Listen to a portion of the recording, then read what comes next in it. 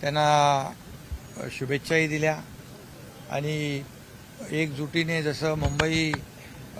मुंबईतल्या जागा महायुतीने जिंकल्या आणि तशाच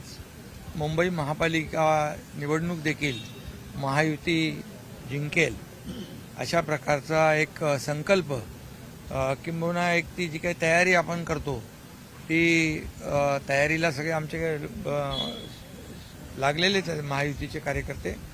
आणि म्हणून मुंबईमध्ये जे काही काम आम्ही गेल्या 2.5 वर्षामध्ये केलं महायुतीच्या माध्यमातून